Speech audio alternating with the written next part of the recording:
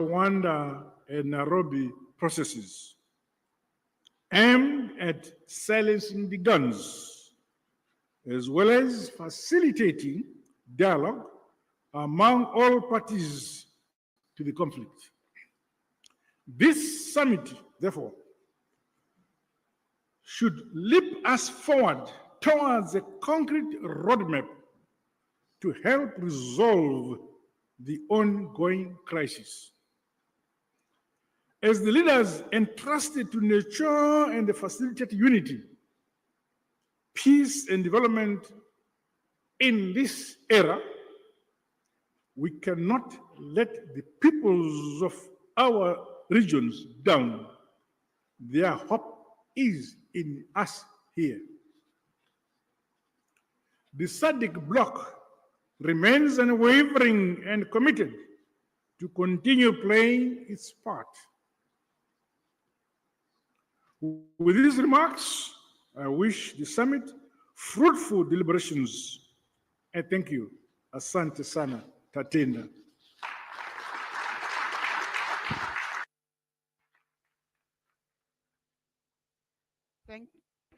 Thank you, Your Excellency, Dr. Emerson Dambuzo Mnangagwa, President of the Republic of Zimbabwe and Chairperson of the Southern African Development Community. We are getting to the end of the official opening ceremony. May I please request that we have 2 rounds of applause for our co-chairpersons for those statements.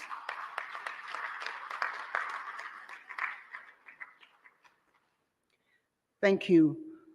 This marks the end of the official opening ceremony, which was open to the media and the invited guests.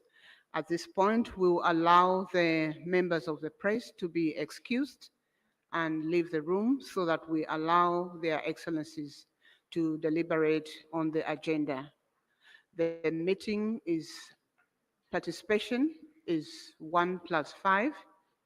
Again, we will request delegations that were invited to the official opening, but who are outside the 5 configuration to be excused. As the media is exiting,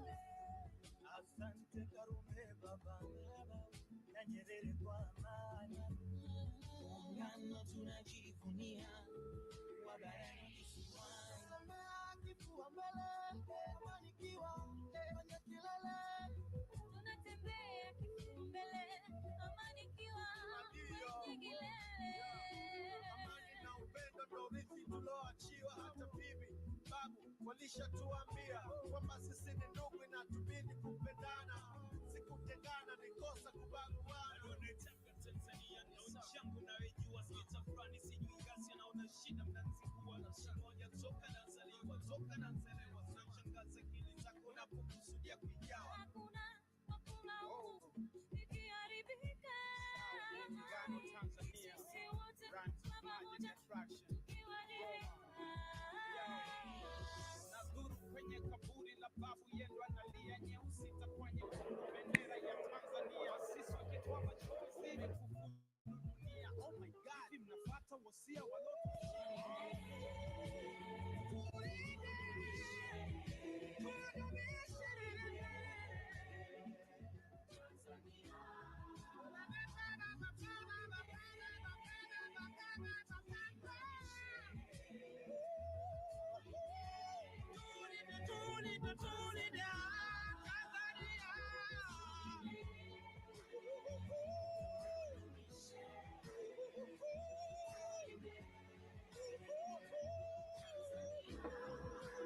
Hello? Testing, testing, 1, 2. Testing, 1, 2. DRC, are you able to hear us? Testing, 1, 2, 3. Testing, 1, 2, 3.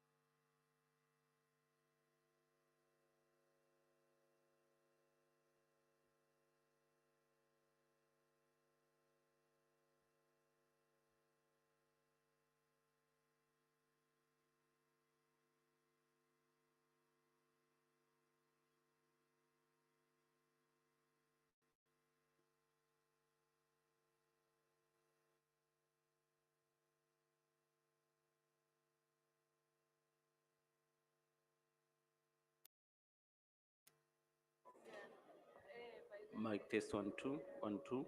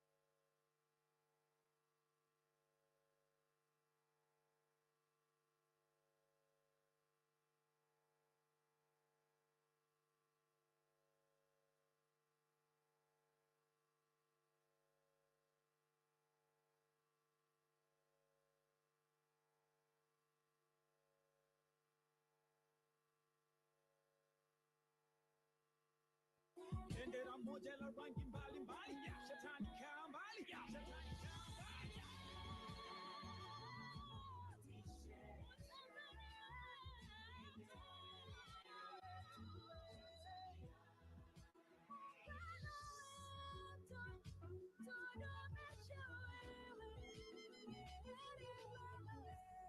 Asante Karume baba na Nyerere kwa amani, muungano tunajivunia, Magayani visiwani, kifua mbele, wanikiwa kwenye kilele, tunatembea kifua mbele, amanikiwa kwenye kilele.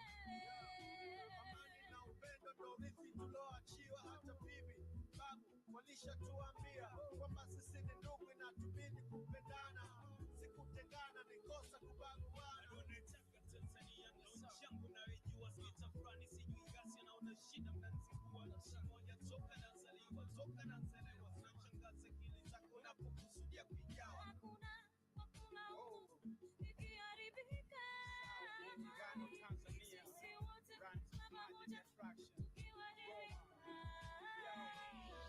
nazuru kwenye kaburi la babu yenu analia, nyeusi itakuwa nyekundu bendera ya Tanzania, wasisi wakitoa machozi umekufuru dunia. Oh my God, mnafuata wasia waloto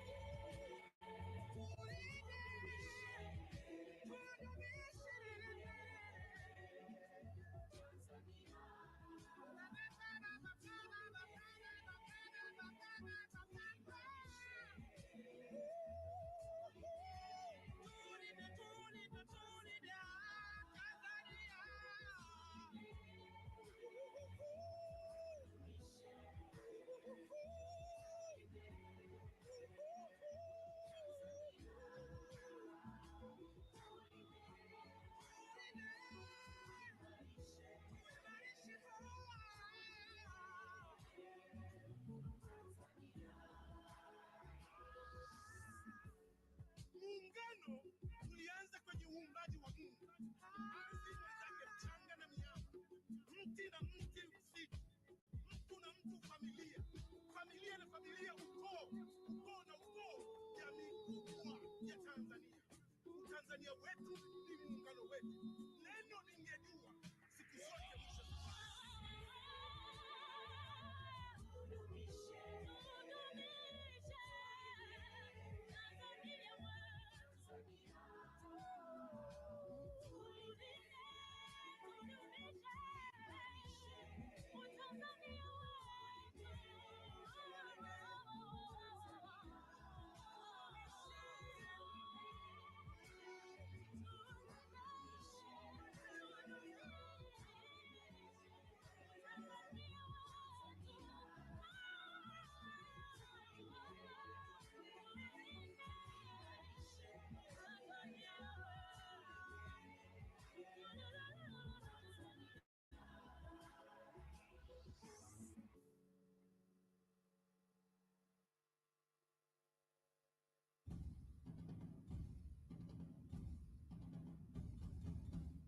Aga. Mama, Aga. Tanzania wangu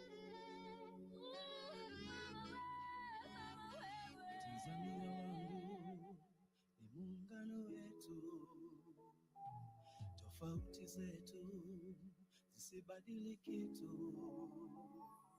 Tanzania wangu ni muungano wetu, na tofauti zetu zisibadilike tu. Tulinde, tudumishe, tulinde Tanzania. Tulinde, tudumishe, tulinde Tanzania.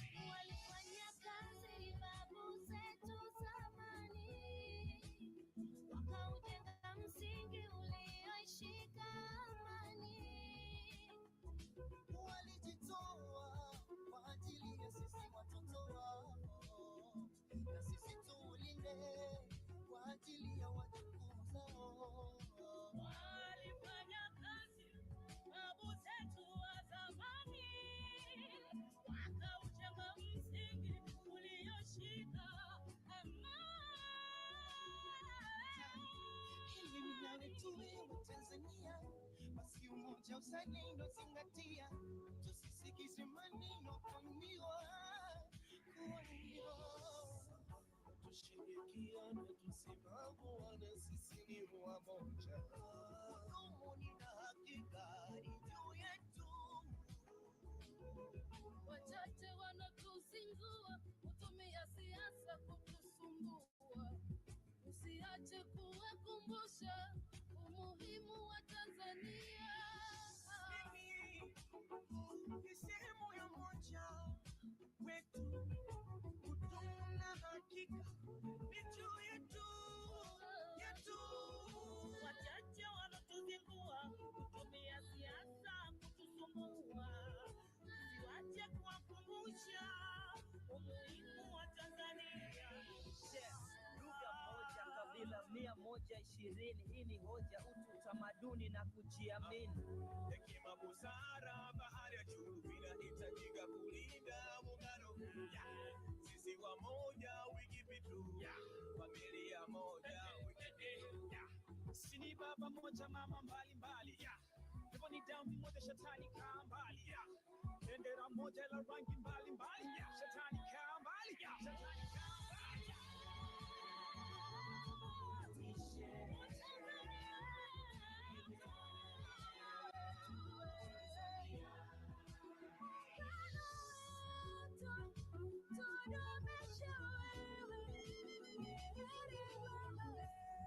Asante Karume, baba na Nyerere kwa amani.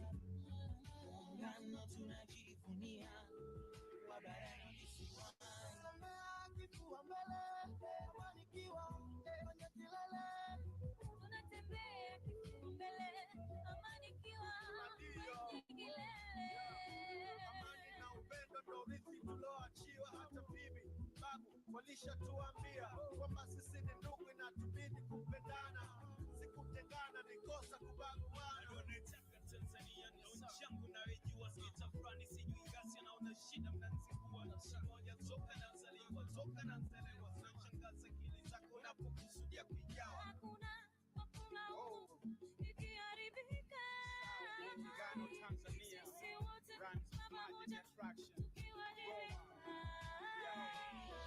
Nadhuru kwenye kaburi la babu yenu analia, nyeusi kwa nyekundu, bendera ya Tanzania. Wasisi wakitoa machozi, umekufuru dunia. Oh my God, hivi mnafuata wosia waloto.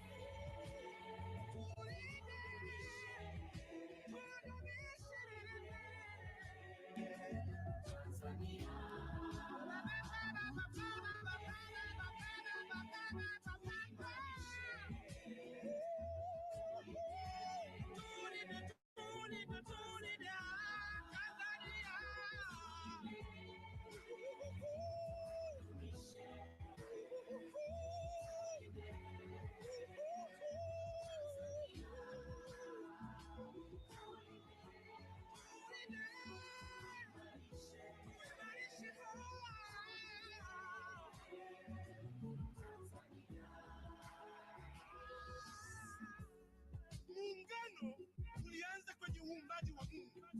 Ardhi mwenzake mchanga na miamba, mti na mti msitu, mtu na mtu familia, familia na familia ukoo, ukoo na ukoo, jamii kubwa ya Tanzania.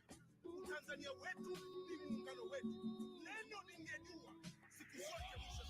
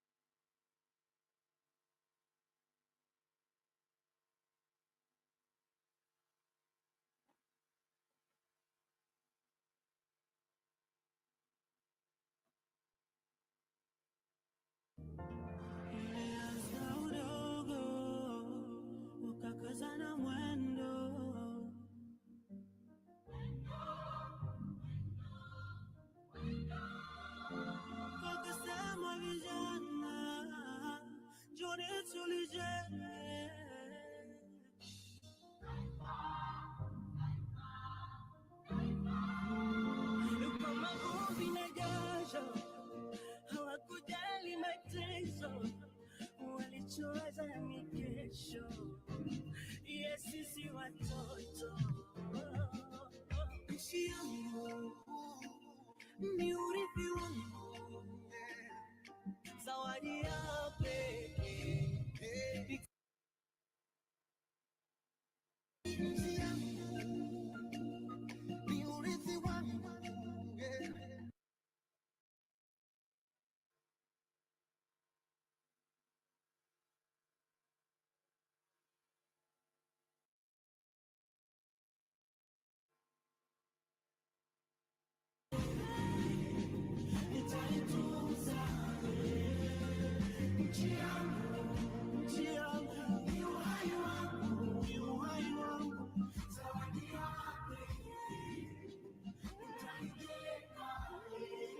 Wakaja vijana wakasikilizana, wakasema hello hello Tanzania. Ndugu wa damu, tusibadili mwenendo, tulinde tudumishe Tanzania. Kwa machozi na jasho, tukaze na mwendo, tuiwaze kesho ya ndugu zetu wadogo.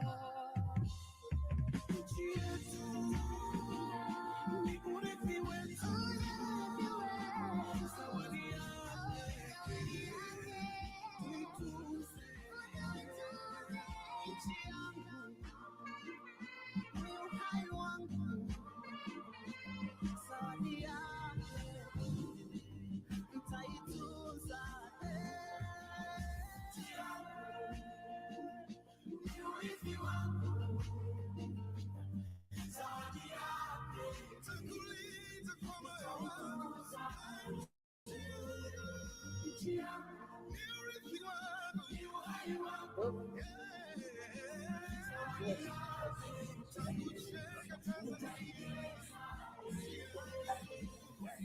Toa baka niko kali wa ujanja, toa energy drink ni siku ya pesa, toka na baka Kigoma na cheza, mchini kumdumange bai koko muheza. Yekeche moko, dubisi ya mambege tapendeza, mtosike kama chalari, akusewe shani pesa. Mic test. Mic test. Hello? Hello, Daniel. DRC, are you able to hear us? Yes. Yeah. Wait to. Hello? Mic test. Yes. Mic test. Make it. DRC. DRC, are you able to hear us? Yes. Yes. Yes, you can, yeah? Yes. Yes. Yeah, we can also see you well. Emily? Yes. Yeah. Yes. Good.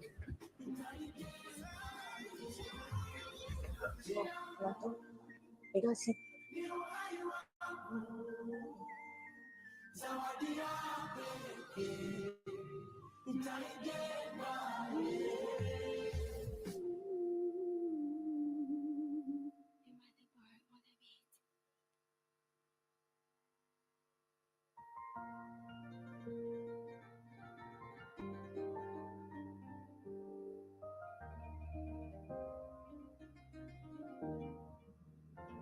Ulianza udogo, ukakazana mwendo,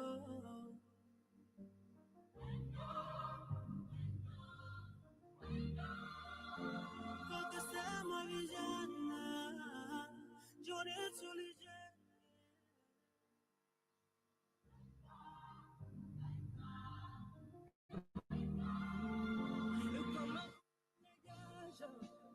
Hawakujali mateso, walichowaza ni kesho. Yes, sisi watoto, nchi yangu ni urithi wangu, zawadi ya pekee nitaitunza. nitaitunza nchi yangu, ni urithi wangu, zawadi ya pekee nitaitunza. Nchi yangu, ni urithi wangu, zawadi ya pekee nitaitunza. Nchi yangu, nchi yangu, ni uhai wangu, ni uhai wangu, zawadi ya pekee nitaijenga. Wakaja vijana wakasikilizana, wakasema hello hello Tanzania. Ndugu wa damu, usibadili mwenendo, tulinde tudumishe Tanzania. Kwa machozi na jasho tukaze na mwendo, tuiwaze kesho ya ndugu zetu wadogo. Nchi yetu ni urithi wetu, zawadi yake tuitunze. Nchi yangu, ni uhai wangu, zawadi yake nitaitunza. Nchi yangu, ni urithi wangu, zawadi yake nitakulinda kwa moyo wangu. Nchi yangu, ni urithi wangu, ni uhai wangu, zawadi yake nitakujenga Tanzania. Gai wa ujanja, toa energy drink, nipe supu ya pesa. Toka na mpaka Kigoma nacheza, mchini kumdumange bai koko muheza. Yekechi mungu, dubisi ya mabege tapeleza. Mtosi keka machalari, ako sewe shani pesa.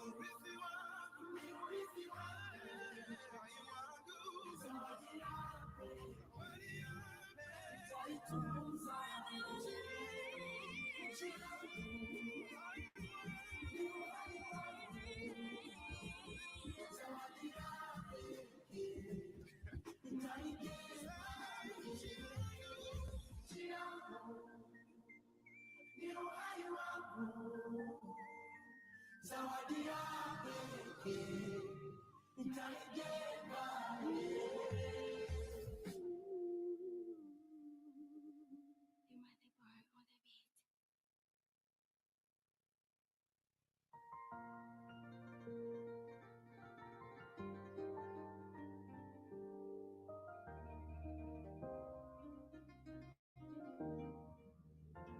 Ulianza udogo, ukakazana mwendo,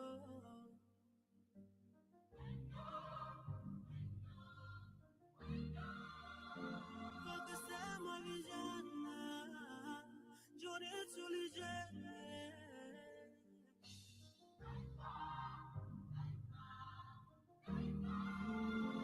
Kama vumbi na jasho, hawakujali mateso, walichoweza ni kesho ya sisi watoto. Nchi yangu, ni urithi wangu, zawadi ya pekee nitaitunza. Nchi yangu, ni urithi wangu, zawadi ya pekee nitaitunza. Nchi yangu, ni urithi wangu,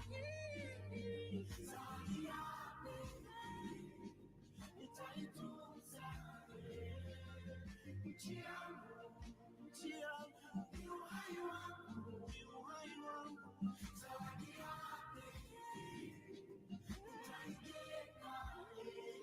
Wakaja vijana wakasikilizana.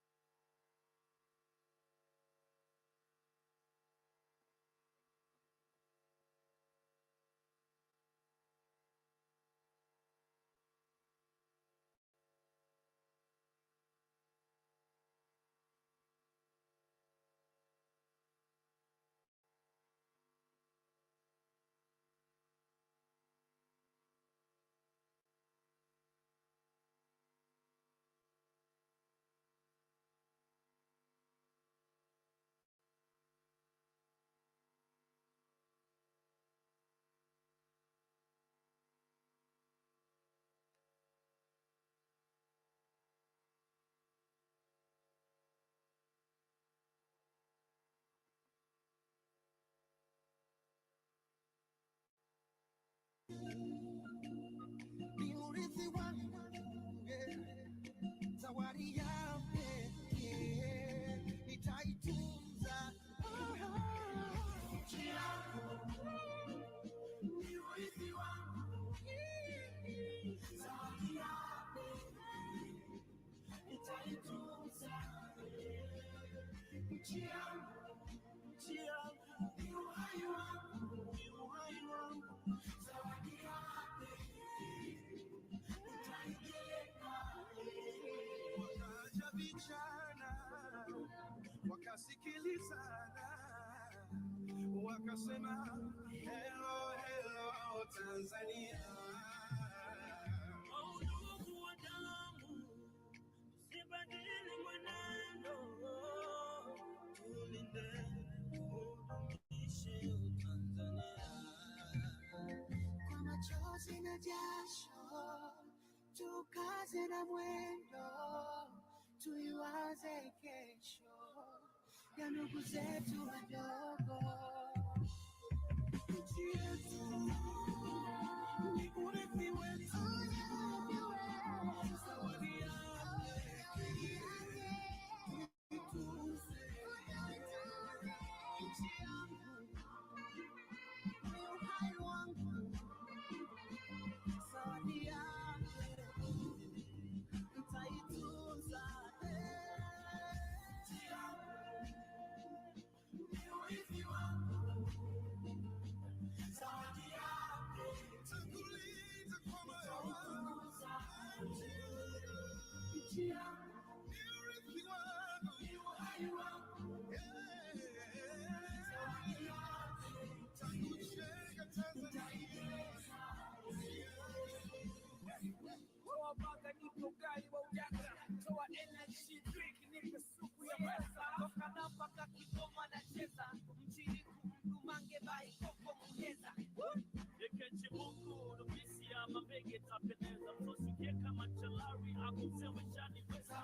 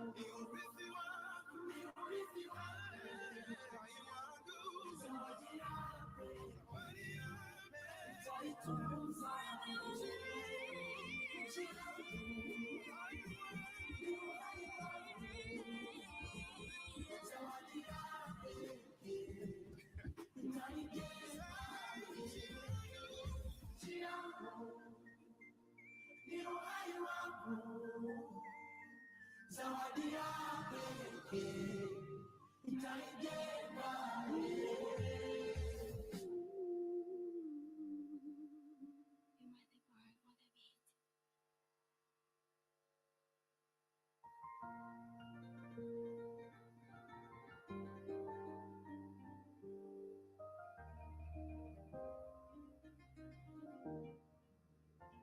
Ulianza udogo, ukakazana mwendo,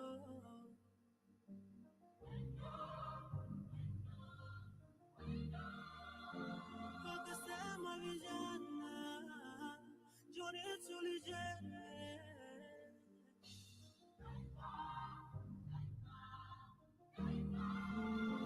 Kama vumbi na jasho, hawakujali mateso, walichowaza ni kesho ya sisi watoto. Nchi yangu ni urithi wangu, zawadi ya pekee nitaitunza. Nchi yangu ni urithi wangu, zawadi ya pekee nitaitunza.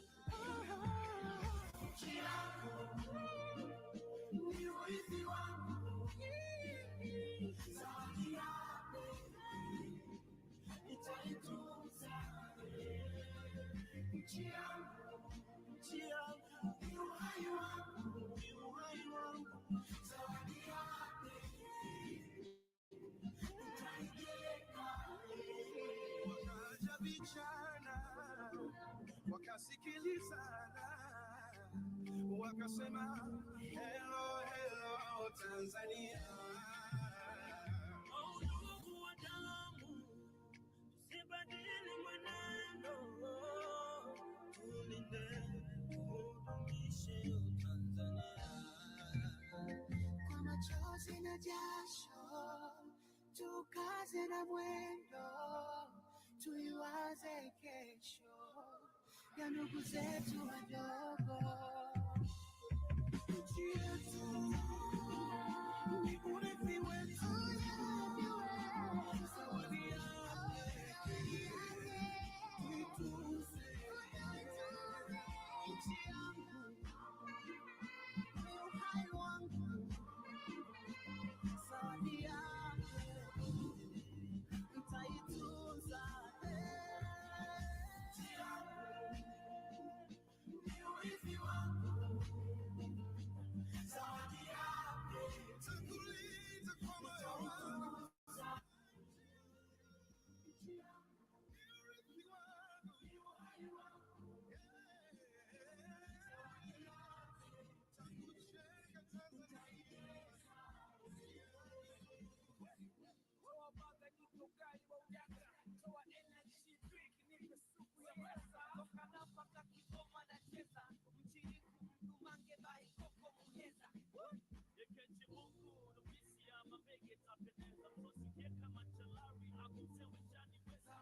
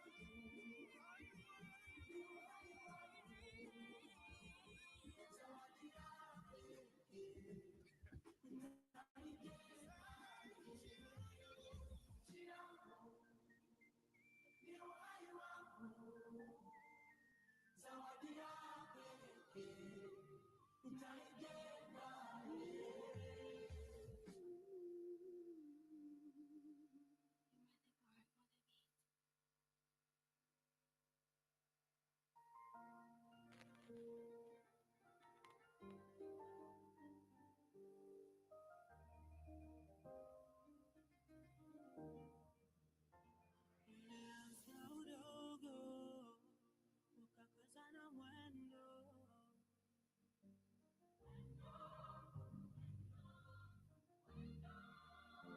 wakasema vijana, njoni tulijenge.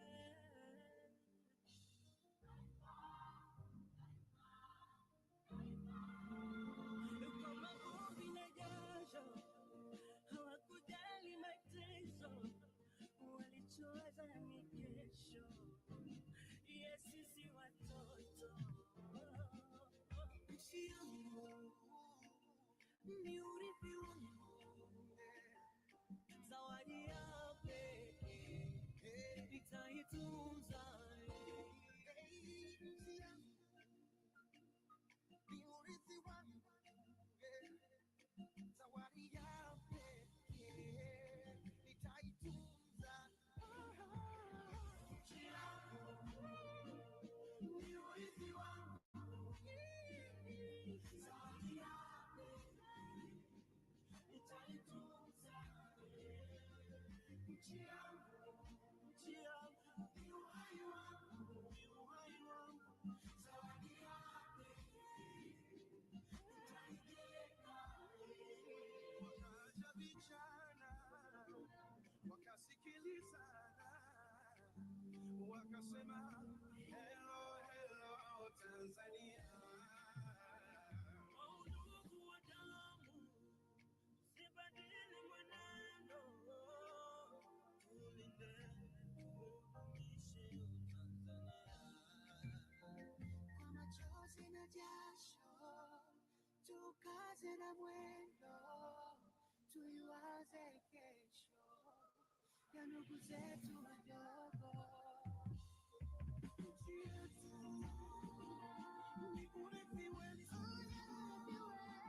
zawadi yake tuitunze.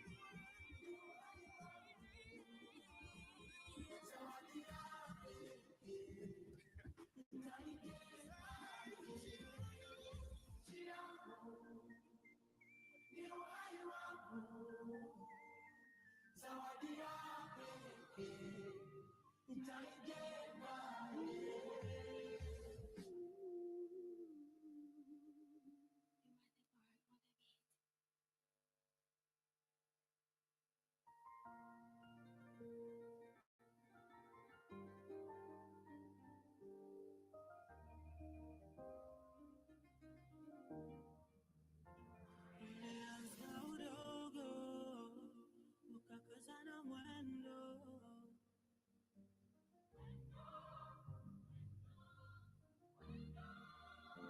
Wakasema vijana, njoni tulijenge. Quelqu'un m'entend?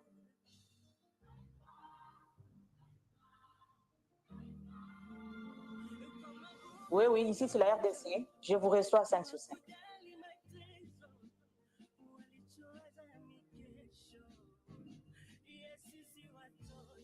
Oui. Je suis sur le canal français et j'ai coupé l'audio original. Je voudrais confirmer aussi qu'on va écouter le son de la salle quand on va commencer à chanter les films. Ok. C'est bon alors, merci beaucoup.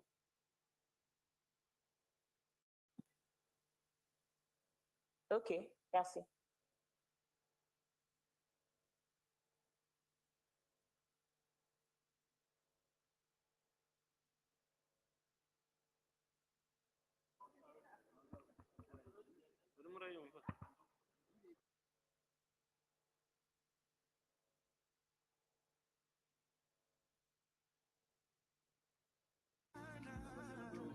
Wakasikilizana, wakasema hello, hello Tanzania. Ndugu wa damu, usibadili mwenendo, tulinde udumishe Tanzania.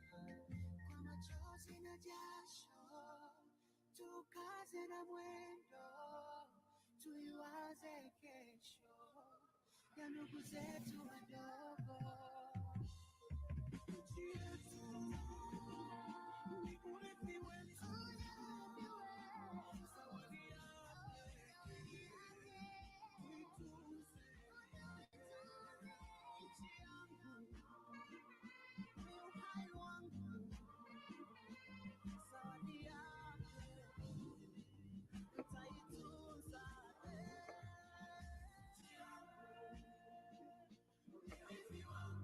Testing, testing. A very good morning, distinguished delegates. As you can see from the screen, their excellencies are taking their group photo. After that, they're going to come straight into the meeting room.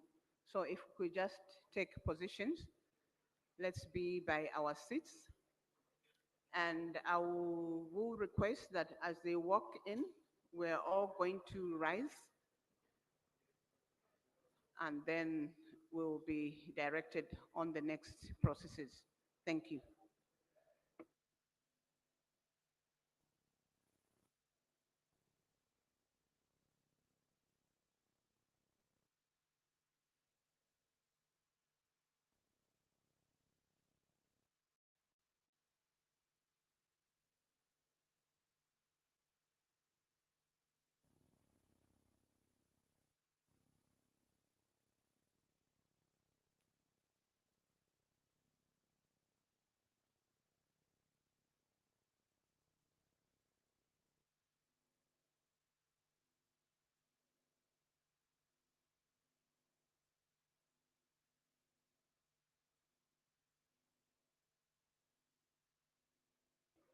Shall we please rise as their excellencies are walking in?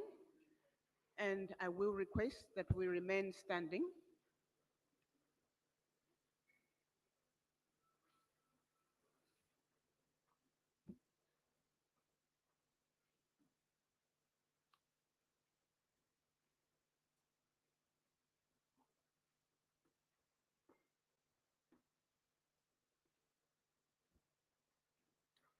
We will remain standing after all their excellencies have positioned.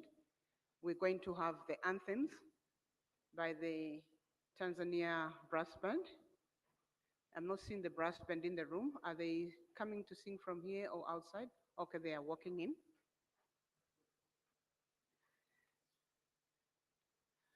As soon as all their excellencies are on their seats, we're going to have the anthems in this order, beginning with the anthem of the United Republic of Tanzania, followed by the anthem of the East African Community, and the anthem of the Southern African Development Community. I think all their excellencies are on their seats. I'll request that we proceed into the anthem. Brass band, thank you.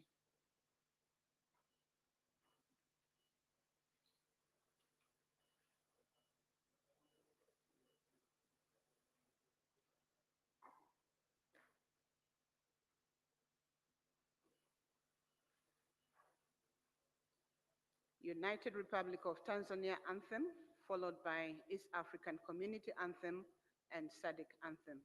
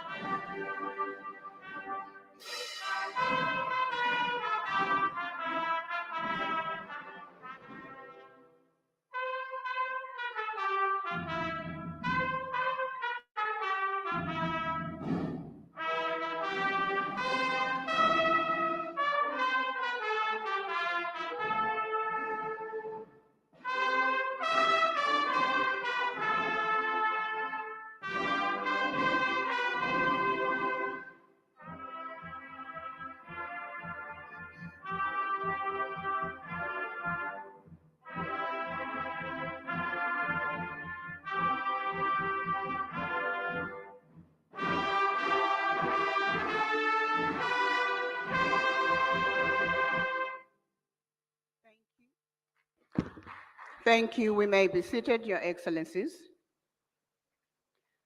Your Excellencies, distinguished delegates, a very good morning to you all. My name is Barbara Lopi from the Southern African Development Community Secretariat. I'm humbled this morning to be directing the opening ceremony of this meeting. Your Excellencies, distinguished delegates, allow me at this point to just introduce the Excellencies who are participating in this meeting or their representatives. We are here for the joint summit of heads of states and government of the East African Community and the Southern African Development Community. Allow me to then, before I proceed in introducing their excellencies, I just want to provide information on the language channels for the equipment that is being used for us to communicate and listen to the discussions. The English language is on channel 1 of the gadgets that we have. French language is on channel 2, and Portuguese is on channel 3, and Kiswahili is on channel 4. I'll go straight into introduction of their excellencies or representatives that are participating in this meeting. I'll begin with our hosts, our gracious host this morning, Her Excellency Dr. Samia Suluhu Hassan, President of the United Republic of Tanzania. Shall we please put our hands together for Her Excellency? Thank you. Up here we have His Excellency Dr. William Samuel Ruto, CGH, President of the Republic of Kenya and Chairperson of the East African Community.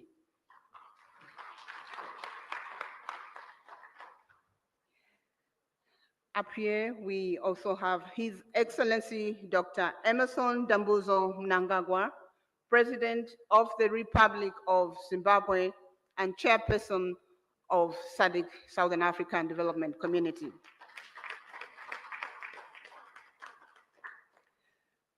We do have participating online His Excellency Felix Antoine Tshisekedi Chilombo, President of the Democratic Republic of the Congo.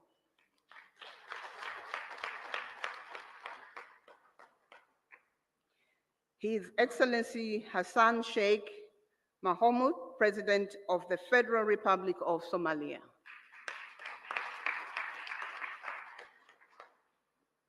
His Excellency Paul Kagame, President of the Republic of Rwanda. His Excellency Yoweri Kaguta Museveni, President of the Republic of Uganda. His Excellency Mr. Hakainde Hichilema, President of the Republic of Zambia. In our midst, we also have His Excellency, the Chairperson of the African Union Commission, Musa Faki Mohammed. We have His Excellency General Gervais Ndirakubusha, the Prime Minister of the Republic of Burundi, representing His Excellency Evariste Ndayishimiye, President of the Republic of Burundi. We have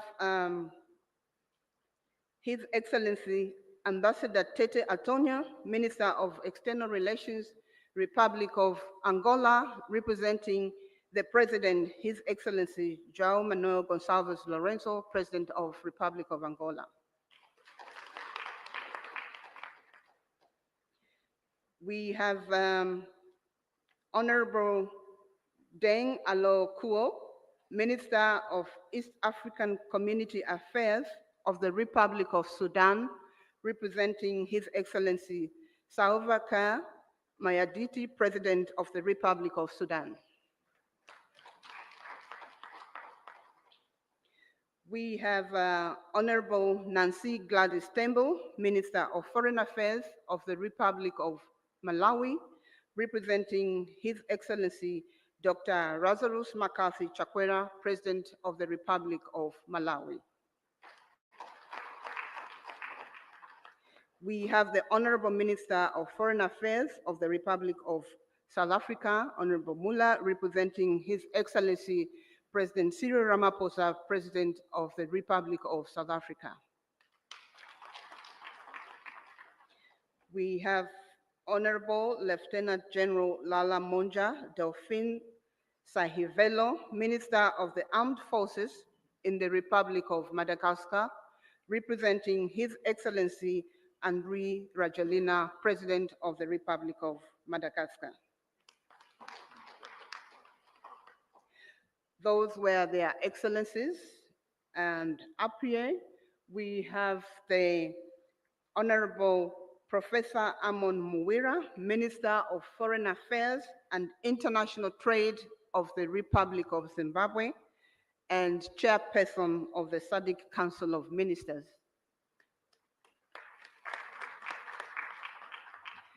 Up here, we also have His Excellency, the Right Honorable Dr. Musahila Mudavadi, Prime Cabinet and Secretary for Foreign and Diaspora Affairs, Republic of Kenya, and Head of the East African Community Delegation of Ministerial Session. I would like to recognize all the honorable ministers and the deputies in the room. And up here, I would like to recognize the Secretary General of the East African Community, Her Excellency, sorry. My apologies. Let me start by recognizing His Excellency, Mr. Elias Mahosi, the Executive Secretary of SADC, and Her Excellency, Madame Veronica Nduva, CBS Secretary General of the East African Community. Apologies, my sister, I forgot your name, but I have it. Senior officials from all SADC member states represented here, members of the press, ladies and gentlemen, you are welcome. Our program will be as follows. We are going to have welcome remarks from our host president, Her Excellency Dr. Samia Suluhu Hassan, President of the United Republic of Tanzania. This will be followed by the statements from the chairpersons from the East African Community and the Southern African Development Community. I will present their name after Her Excellency gives us the welcome remarks. Your Excellency, you have the floor. Thank you. Thank you very much. Your Excellency, Dr. Emerson Dambuzo Mnangagwa, President of the Republic of Zimbabwe and Chairperson of SADC. Your Excellency, Dr. William Samoei Ruto, President of the Republic of Kenya and Chairperson of East African Community. Fellow heads of state and government from EAC and SADC partner state and member states, honorable ministers, Honorable Veronica Nduva, Secretary General of East African Community, Your Excellency Mr. Elias Mpedi Magosi, the SADC Executive Secretary, distinguished delegates, good morning.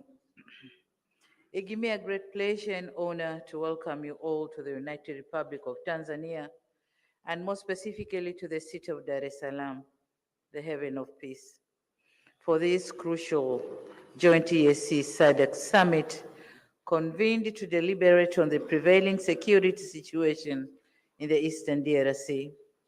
Tanzania is profoundly honored to host this high-level meeting and remains eternally committed to the objective of promoting peace and security within the region and beyond. Similarly, I would like to express my sincere appreciation to the Executive Secretary of East African Community and SADC and their entire teams for effectively coordinating this meeting within a short time. Excellencies, as we are all aware, DRC, a member of both the EAC and SADC, is still facing prolonged conflicts whose impact has transcended its borders and so creating far-reaching effects in neighboring countries. For the last couple of weeks, we have witnessed the spread of violence that has caused massive harm to human life, human displacement, and insecurity, which affected economic activities and disrupted cross-border trades. As regional leaders, history will judge us harshly if we remain still and watch the situation worsen day by day. And in line with the principle of African solutions for Africa's problems, our countries have a collective responsibility to ensure we urgently address the existing security challenges that have heavily impacted the well-being of innocent civilians. This joint summit meeting presents an opportunity to recommit our collective efforts in addressing the conflicts and reaffirm our sustainable peace and stability in the entire EAC and SADC regions. It is crucial that we find a durable solution that upholds sovereignty, promotes inclusivity, and ensures that the people of DRC can enjoy durable peace and security that they have been yearned for decades. Excellencies, as a steadfast advocate for peace in Africa, Tanzania is deeply concerned about the persistent insecurity in eastern DRC. The ongoing conflict not only destabilize our brotherly nation, but also put serious dents on our consistent efforts to enhance regional integration. My country remains committed to supporting ongoing diplomatic initiatives to end conflicts in eastern DRC, and so we call on all parties involved in the DRC conflict to positively engage in negotiations, prioritize the well-being of its people, and commit to peaceful coexistence.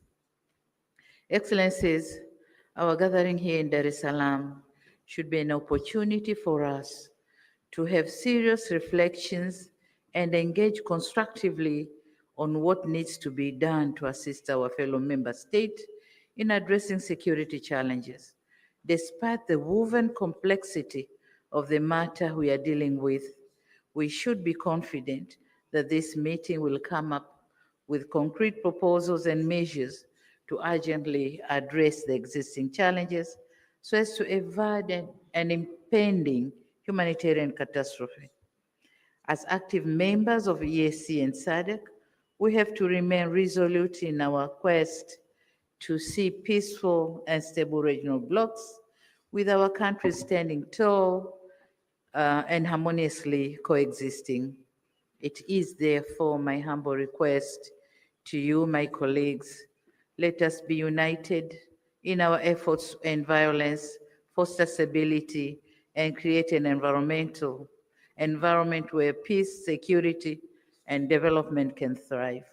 With these few remarks, I once again extend my warmest welcome to all of you and wish you productive deliberation.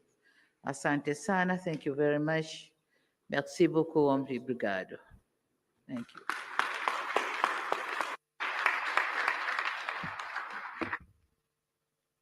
Thank you. Thank you, Your Excellency, President of the United Republic of Tanzania. I would like to make an apology to the Republic of South Sudan. I think in my presentation, I slipped off and omitted the South. Honorable Den Aloykuo, Minister of East African Community Affairs. He's from Republic of South Sudan. Thank you. The next presentation will be remarks from the co-chairpersons of this joint summit of East African Community and Southern African Development Community Summit. The co-chairpersons will be His Excellency Dr. William Samuel Ruto, CGH, President of the Republic of Kenya and Chairperson of East African Community. And the co-chair is His Excellency Dr. Emmerson Dambuzo Mnangagwa, President of the Republic of Zimbabwe and Chairperson of SADC.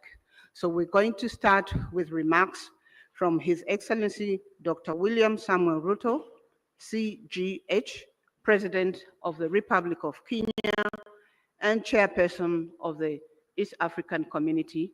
Their Excellencies will deliver their remarks from that podium. Thank you. Thank you very much. Your Excellency and Co-Chair, Dr. Emmerson Dambuzo Mnangagwa, Chairperson of SADC and President of the Republic of Zimbabwe, Excellencies, Heads of State and Government of the East African Community and SADC member states, Ministers responsible for Foreign Affairs and External Relations of EAC and SADC, Secretary Generals of SADC and EAC, distinguished delegates, esteemed guests, ladies and gentlemen.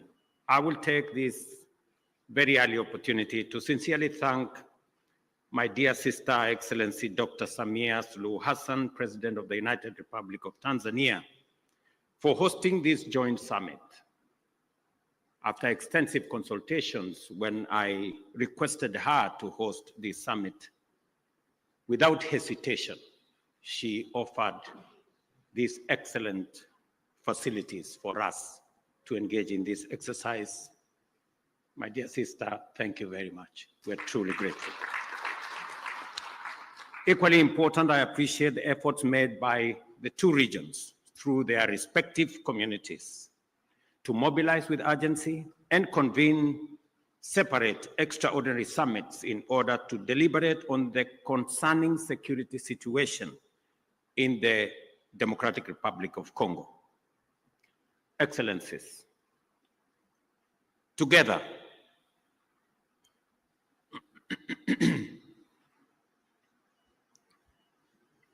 we find ourselves standing face to face with a grave and protracted security, diplomatic, and humanitarian crisis in DRC, a situation that demands our immediate, collective, and sustained attention. The East region of DRC has been engulfed in a devastating conflict for over 2 decades now. And this tragedy has claimed thousands of lives, displaced countless civilians, inflicted unbearable suffering and loss, and set back the development momentum of one of the most promising countries in the world.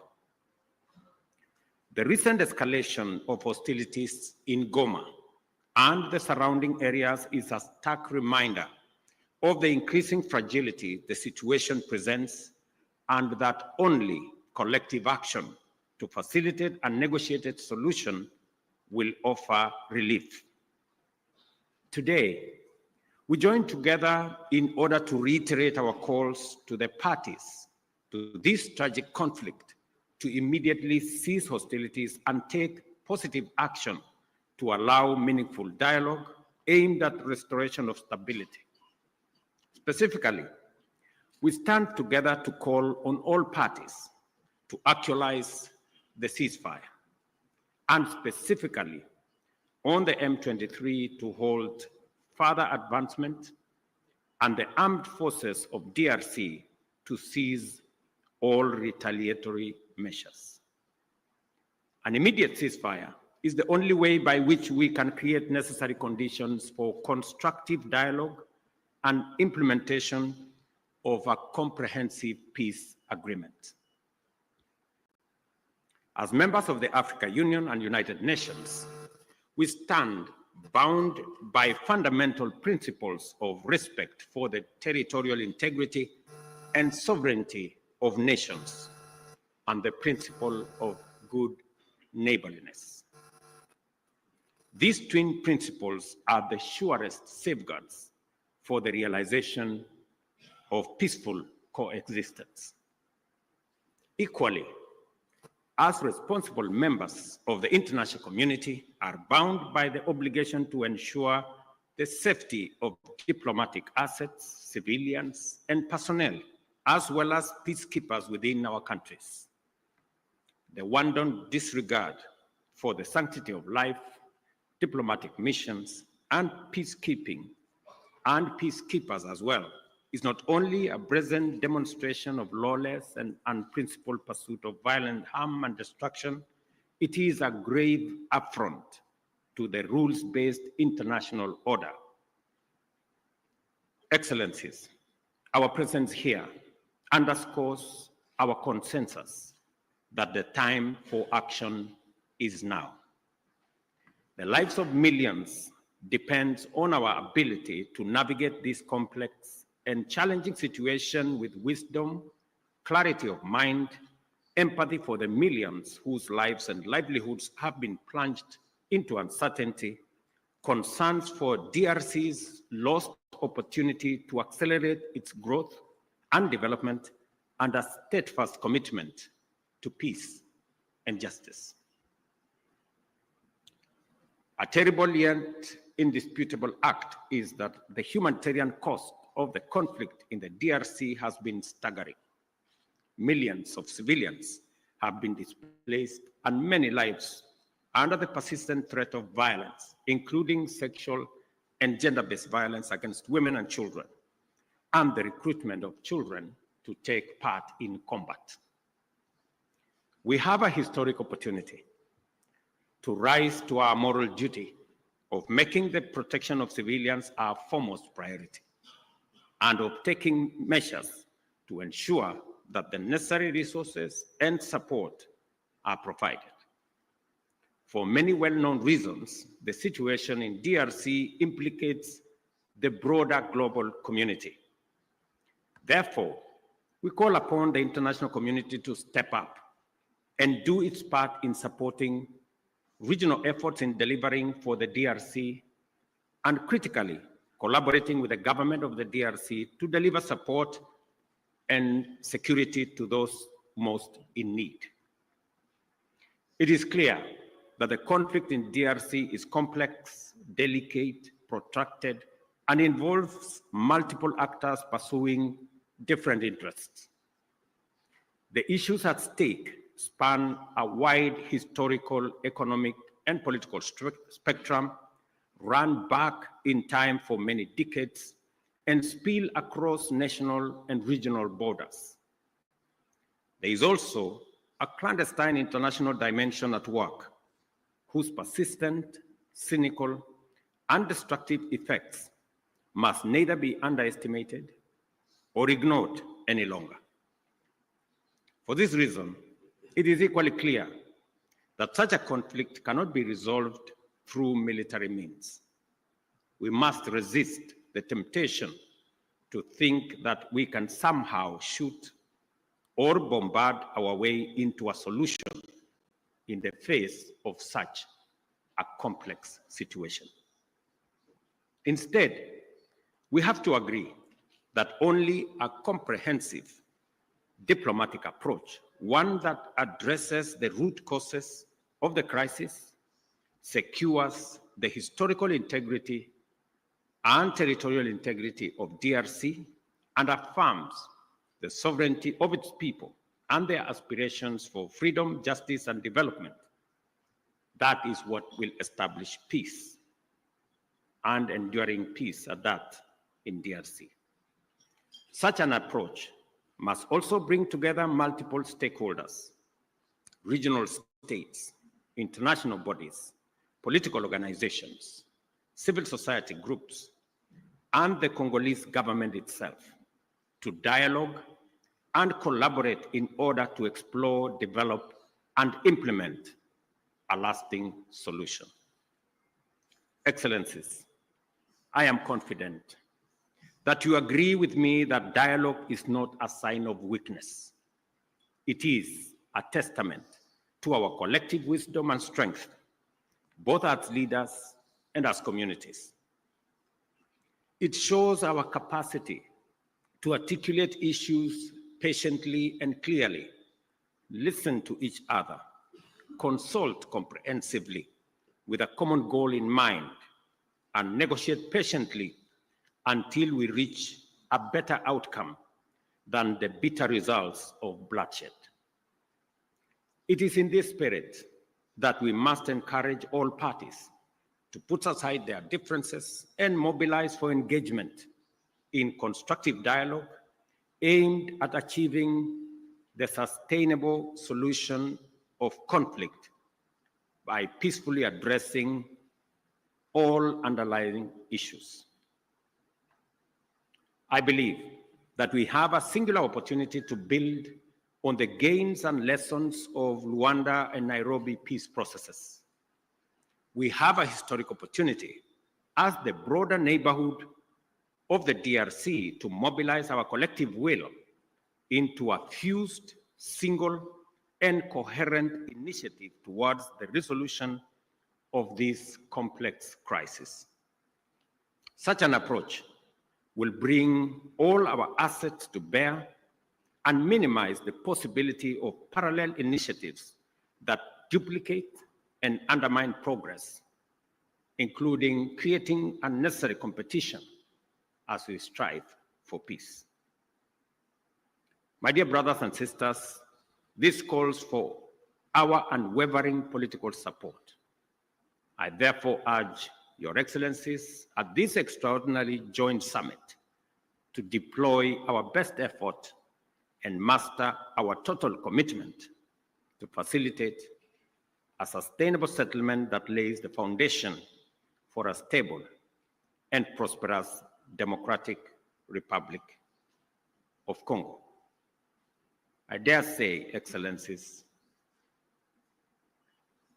the situation may be complex, it may be protracted, it may have been with us for years, but I believe the situation in the DRC can be solved, should be solved, and must be solved.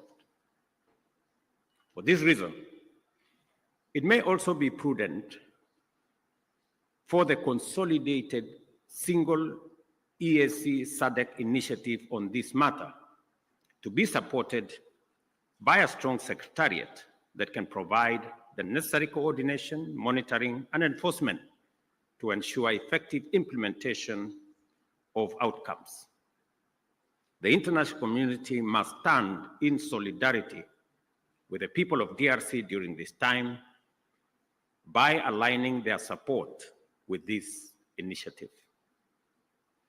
I conclude, Excellencies, by affirming our robust commitment to achieving sustainable peace and development and integration across the region.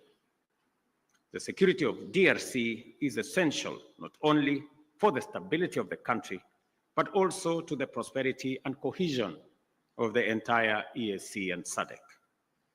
We call upon all parties to prioritize dialogue, cooperation, and above all, the protection of civilian lives. I thank you once again for being able to be here on this very important mission. It is a historic mission because for the first time, two regional economic blocs come together as a testament of the seriousness of the challenge we face, but also underscoring our commitment to provide leadership to resolve this issue. Thank you very much. May the Almighty God bless all of you and bless our region. Asanteni sana, merci beaucoup, Mayor Brigato. Thank you very much.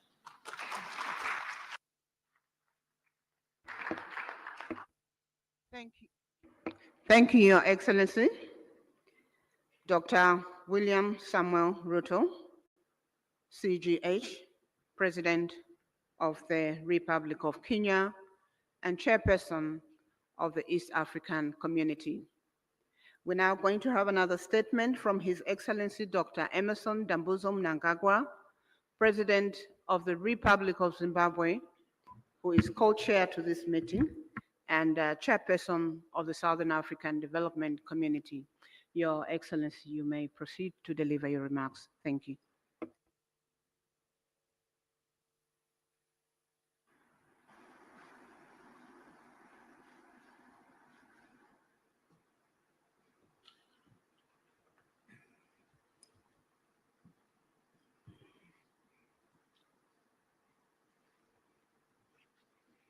Your Excellency, Mr. William Ruto, President of the Republic of Kenya and Chairperson of the East African Community and co-chair of this summit. Your Excellency, Dr. Samia Hassan, President of the United Republic of Tanzania and Chairperson of the Organ on Politics, Defense and Security Cooperation. Your Excellencies, heads of state and government from our regional bodies, honorable ministers who are here, the SADC Executive Secretary, His Excellency Elias Magosi, the EAC Secretary General, His Excellency Mrs. Veronica Ndua, comrades and friends.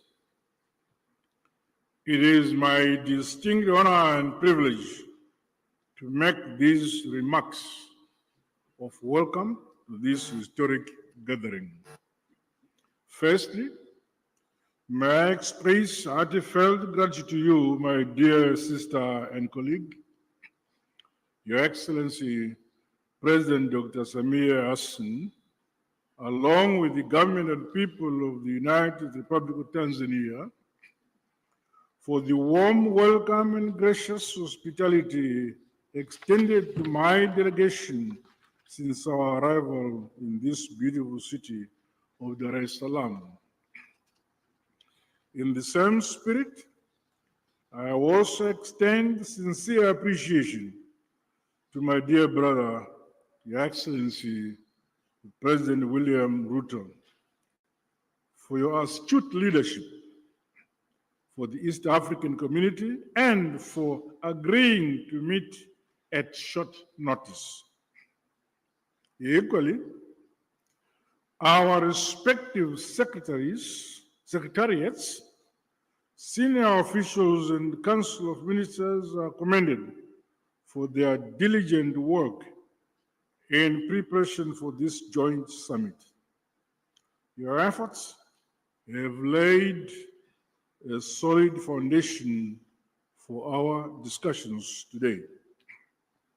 Allow me, on behalf of SADC, the government of the Republic of Zimbabwe, and indeed on my own behalf, to once again convey heartfelt condolences and deepest sympathies to the member states and families of the brave peacekeepers who lost their lives in the service of the people of DRC and indeed the cause of peace.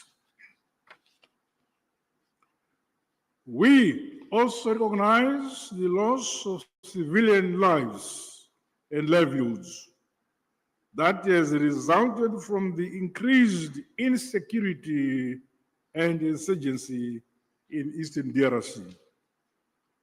Our prayers continue to be made for the affected families and the communities. Your Excellencies, this historic summit of our two regional blocs is testament to our shared commitment to the founding values of the African Union. Such joint initiatives must see us scale up bold and decisive actions to silence the guns on our continent, but most immediately implement lasting solution to the escalating conflict and humanitarian crisis in the Eastern DRC. Undoubtedly, ongoing instability, growing hostilities, and the ever-increasing number of internally displaced persons in the Eastern DRC has far-reaching consequences, not only for the people of DRC alone, but also for our regions and the African continent as a whole. The unity, solidarity, and unbreakable bonds of the peoples of the continent must stand the test of such trying times as we face. We must remain as solidly united as we were during the struggle for complete emancipation and independence of Africa from colonialism. We thus have a duty and a collective responsibility to comprehensively, frankly, tackle and address the various challenges that are impending the realization of peace and security for the people of Eastern DRC. Drawing from our rich African values and heritage, and further emboldened by the spirit and letter of the United Nations Charter, the constitutive act of the African Union, as well as the treaties of both Sadc and the EAC, let us seize this opportunity to ensure convergence and a coordinated response, which is mutually reinforcing towards one common objective. I thus challenge all of us to approach the agenda before us with openness, honesty, flexibility, and commitment to building a lasting peace for Mother Africa. The all-encompassing interests of the people of the DRC must be at the core of our deliberations. Let us do much more to realize sustainable peace in our sister republic of the DRC in our lifetime. To date, Sadc notes and acknowledges the progress made under the Luanda and Nairobi processes aimed at silencing the guns, as well as facilitating dialogue among all parties to the conflict. This summit, therefore, should leap us forward towards a concrete roadmap to help resolve the ongoing crisis.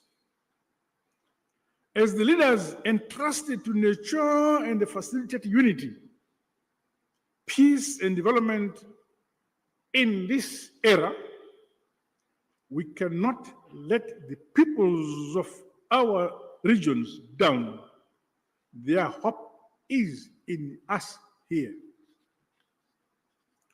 The Sadc bloc remains unwavering and committed to continue playing its part. With these remarks, I wish the summit fruitful deliberations. I thank you. Asante sana, tatenda.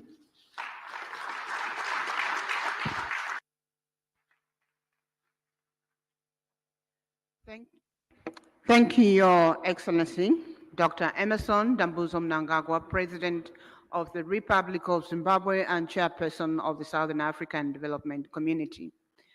we are getting to the end of the official opening ceremony. May I please request that we have 2 rounds of applause for our co-chairpersons for those statements.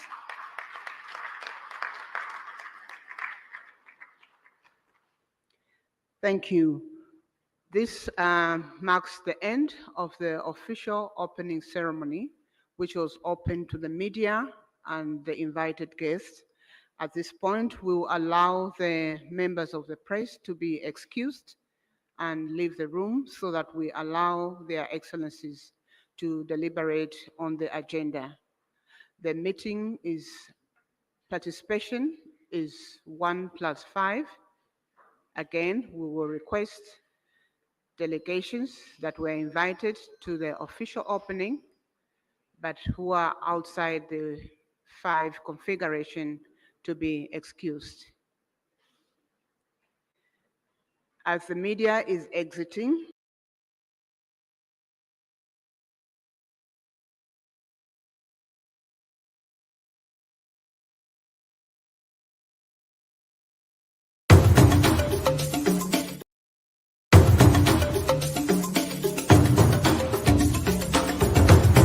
Sound Candid Talk Live News.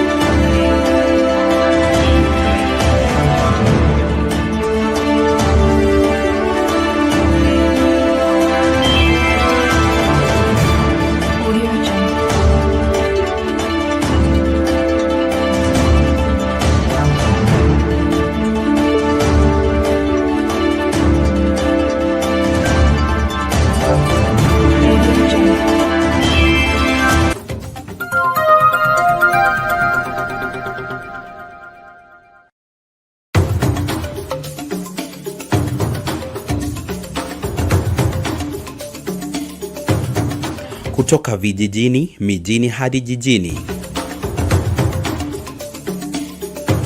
Hii ni Sound Candid Talk Live. At Sound Candid Talk, we help your event, trainings, shows, and so more to the world through internet broadcasting in UHD. We provide from 1 to several camera setups and integrate graphics to live in your live streams. For more information, contact us through +2547 18454585 or email at soundcandidtalk@gmail.com. Reach on us today.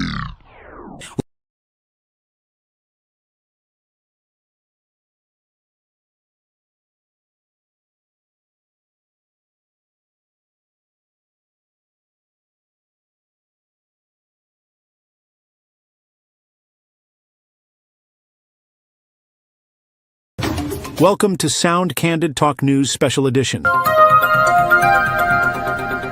Be sure to subscribe, share the video widely, and give it a thumbs up. God bless you. This is the story of Frank Okoth, a 19-year-old Kenyan whose life is nothing short of a miracle and an inspiration. A young man who, against all odds, survived 6 gunshots during the tragic June 26, 2024, Gen Z protests in Nairobi.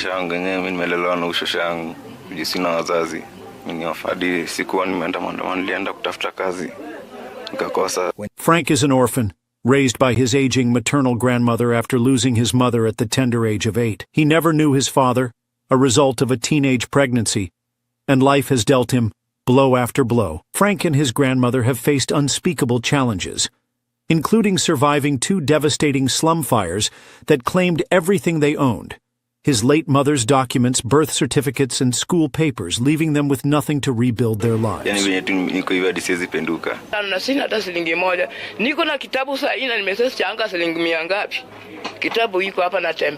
Forced to drop out of school in Form 2 due to a lack of fees, Frank started doing manual jobs to provide for his grandmother.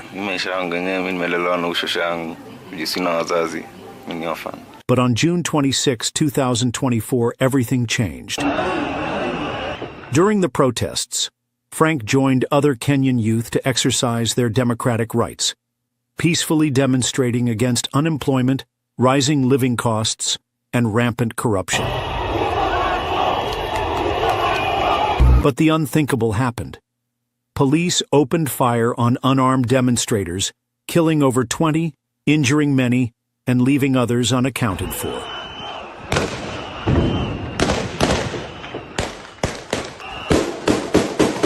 Frank was among the victims.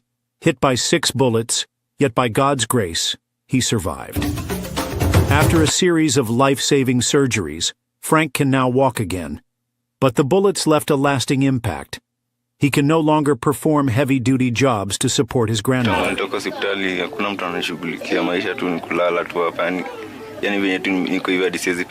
And their iron sheet home, deep in the slum, is inaccessible by vehicles.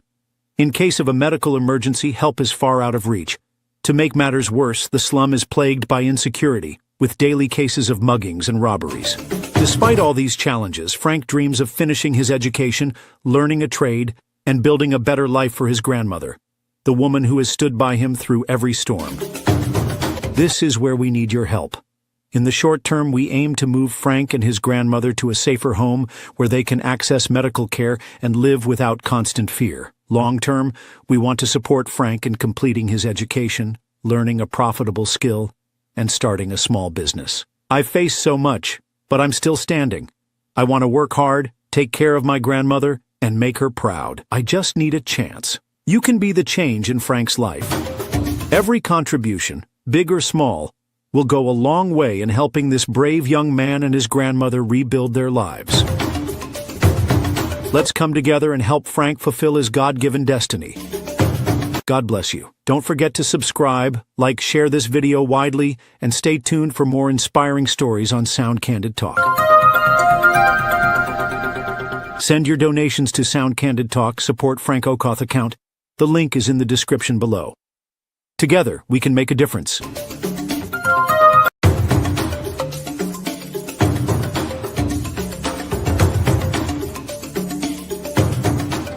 You are watching Sound Candid Talk live.